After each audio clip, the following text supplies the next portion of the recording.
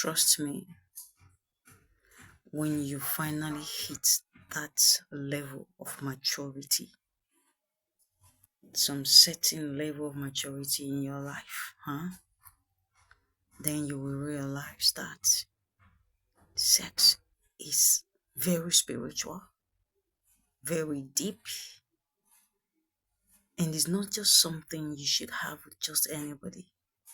You will realize that sex is something that you should be very careful of.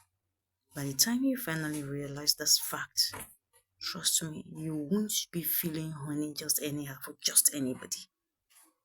Be careful the kind of people you have intercourse with, especially when you are expecting breakthrough. Be careful. Don't take this lightly. Don't joke with this. Don't joke with it. Be careful out there.